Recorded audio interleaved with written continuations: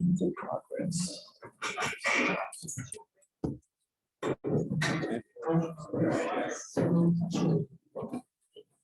Erev Tov.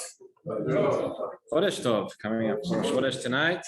So just to carry on and to add a little bit on what we began discussing last night, talking about Sfirat HaOmer, what happens when a person forgets. Believe it or not, it happens. The person forgets to count Sfirat HaOmer. What happens the next night? So we mentioned last night two machlokot between Tosfot and the Bahag. We mentioned how this question really centers around how we understand the word Tmimot. In the pasuk it says Sheva Shabbatot Tmimot Tiyana. You should count 7 complete weeks. Mentioned 2 understandings of Tmimot. I'll mention a third one tonight as well. So understanding number 1, which was Tosfot, which was to say that Tmimot relates to each day individually, meaning you have to count at night. You can't count the next day because from night to night, it's the entire period. That's got to be complete. And therefore, said Tosfot, you forgot to count at night. Don't count during the next day because the counting has to be at night.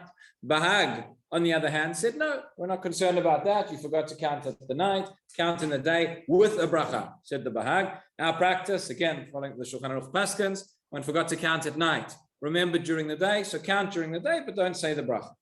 And this is why in many places there's a custom sometimes in the morning, although the mitzvah is to count at night. There's no mitzvah to count during the day, but the Gabbai or whoever will announce in the morning or at the end of Tefillah, Hayom Yom, today is however many days of the Yom, in case somebody forgot, they'll remember, they'll hear, they'll say it, and they'll be able to carry on. So that was number 1.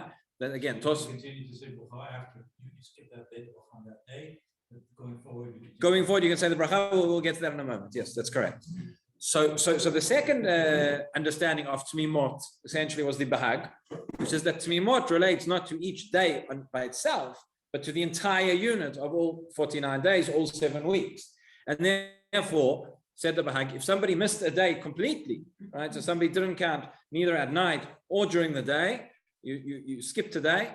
According to the Baal Halachot Gedolot, you can no longer count. You're no longer in the. You can no longer fulfill the mitzvah. Certainly can't say a bracha. And Tosfot, and because it has to be Tmimot, it has to be complete. You missed a day, it's not complete. You're not.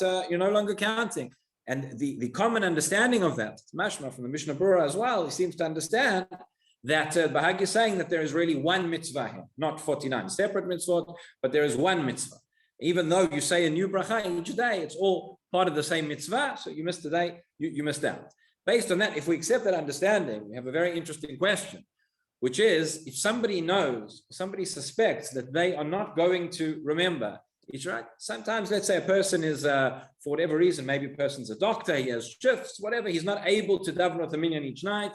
He's worried he may forget. Or you just know yourself, some people, every year, how far did you get this? Got to 35, got to 46, whatever it is, but you forget and you're worried that you're going to forget at some point.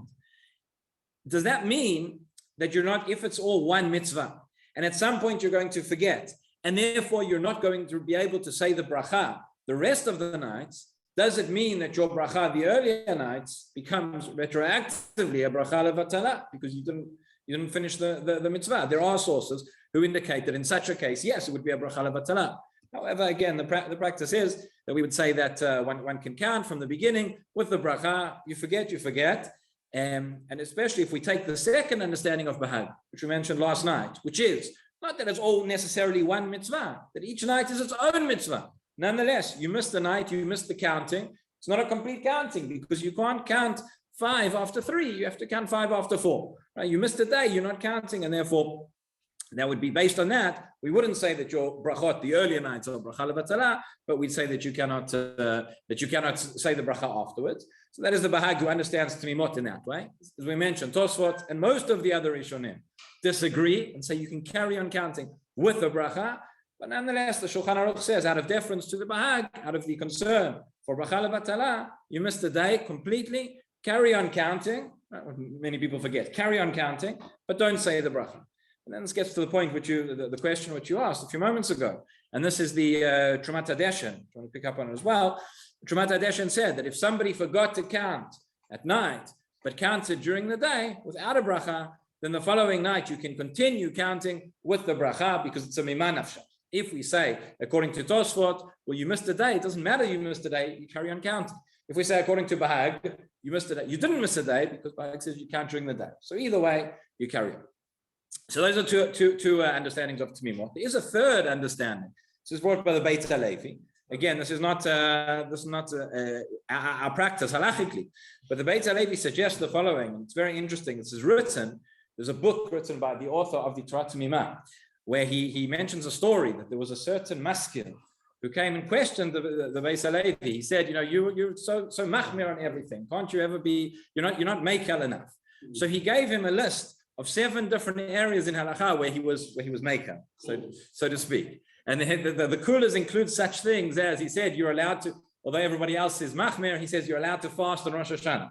And he says on Shabbat, which is Tisha B'Av, you're allowed to learn Torah. These are the kind of kulas which he gave. But one of the kulas he mentions there, he says that Tamimot may relate not just to the days, but may relate to the weeks. Right? It says Sheva Shabbatot Tamimot Tiyena. So he says the following thing: when we count, we know we count both days and we count weeks. So if a person forgot one of the days, so they've lost the ability now to count for the bracha for the days, but they could still count the weeks. So when you get to 7, 14, 21, 28, he says that maybe then on those nights you could still say the bracha. As I say, this is not brought by the Shulchan Aruch. It's not paskin this way, but that's a third understanding of Tamimot that relates maybe just to the weeks themselves and not to the days. Okay. Trumat Hadeshen, in that Shuvah, which we mentioned, brings another case now. He says, what happens, and somebody asked about this last night, I think, what happens if you're not sure if you forgot a day? So you may be right, you're Mr. We have a safek, that the night before, maybe you counted, or maybe you didn't count. Or alternatively, you know you counted, but you can't remember if you counted the right day. Right? So the Mishnah Berurah tells us that if somebody counted, but turns out that they actually counted the wrong day, so then that's as if you didn't count at all, right? You counted because you have to count the right day. If it was the 14th night of the Omer and you counted 13 or 12 or 15, or whatever it is, you have not. It's as if you have not counted, and then all the halachot would apply as we've discussed until now. What if you're not sure, right? The Chazan says the bracha, it counts whatever night it is. You hear the number, you think, wait a minute, I said the wrong number yesterday, or did I say the wrong number yesterday, or I'm not sure. Right? So you have a safek. So we say if you're sure that you didn't count previously, or you didn't count correctly the previous night, you cannot say the bracha. If you're not sure, says the Shulchan Aruch, the following. He says, first of all, im shachach levarech be'echad hayamim, person forgot to count one of the days, ben yom rishon, ben mishar yamim, lo sofer b'shar yamim below bracha. Whether it was the first day or any other day, you can carry on counting, but without a bracha. Aval. Now it gets to our case. What about im hu mesupak? A person is not sure. A person is in doubt.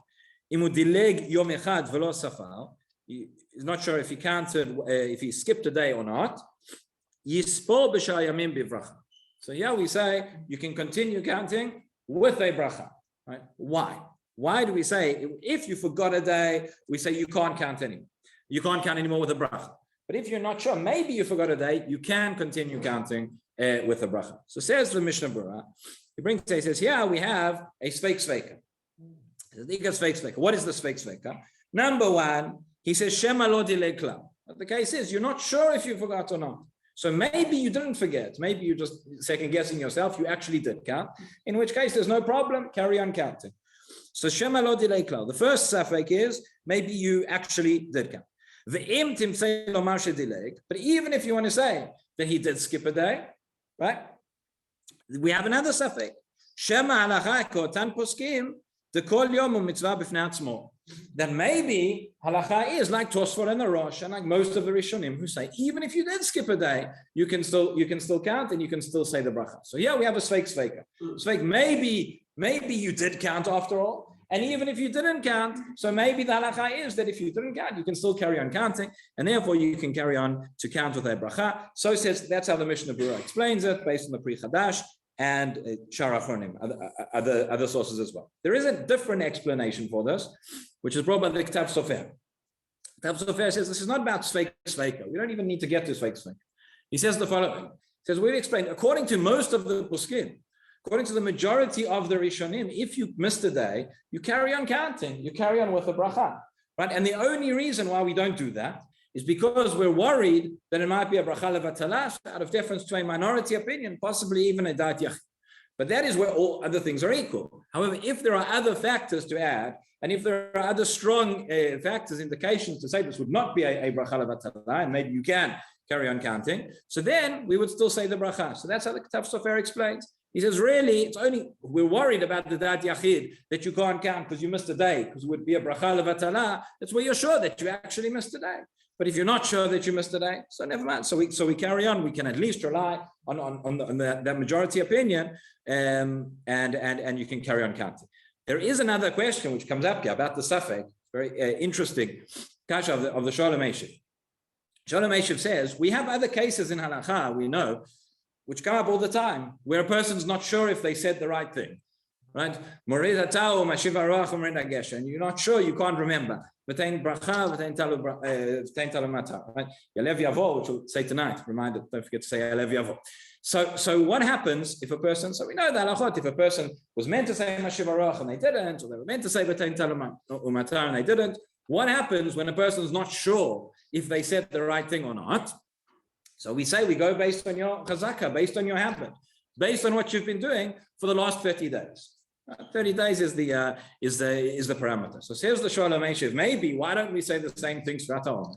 Why don't we say the first, we count for 49 days, right? It takes 30 days to change one's regilut, to change one's habit. So we'd say for the first 30 days, if you're not sure if you counted, we assume you didn't count, or we assume it's fake or whatever. But for the last 19 days, why don't we say you've been counting at least for 30 days, so we can be sure now that you have counted the night before. That's his question. Right? He doesn't.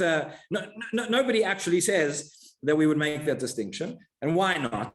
So he suggests a number of possibilities. One is that if we take the example of v'tein talu matar, or the words that you say in tefillah, so for 30 days you say the exact same words. You say the same thing. When you're counting, it's the same bracha. Maybe a person's not saying the bracha, maybe they forgot, whatever. But every night you count something different. You can't say for the last 30 days you've been saying, what's the idea behind it? That once it becomes habit, once it's what a person's used to saying,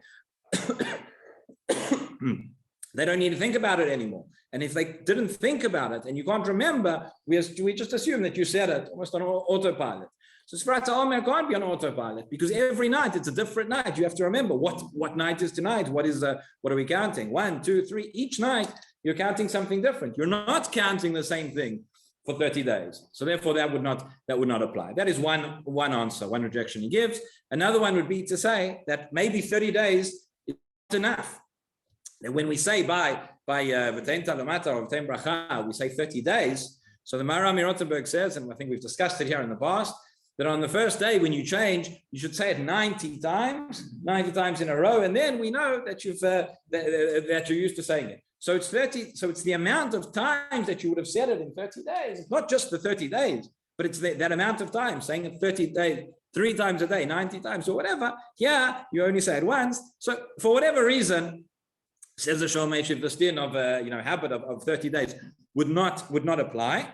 And therefore, but we go back to, as we said, the Shulchan Aruch says, whether we say because of Sveika or whether we say because of the Ketav Sofer, the person is unsure whether they counted the previous night, they can continue counting the next night with a bracha. Just before we finish, I want to mention one other thing, which was discussed here last night. There was a bit of a debate going on in Shul about it.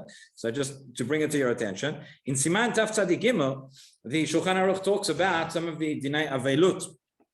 We have a minhag of Avelut during Sfirat Omer because of the death of the Talmidim of Rabbi Akiva, and for other reasons. And he says in Sif Gimel, says the Shulchan Aruch, Yesh noagin listaper b'Rosh Chodesh Iyar.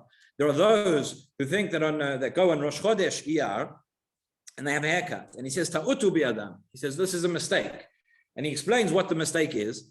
The Mishnah Berurah says there are 2 different customs in terms of the Avelut during the Yemei Sfira. Everybody agrees that the Avelut takes place for 33 days and not for the full 49. But there are 2 different customs, 2 days. There are 2 different customs as to when that begins. There are those who begin from already the beginning of the Sfira and go all the way through to Lag BaOmer, which is the 33rd day of the Omer.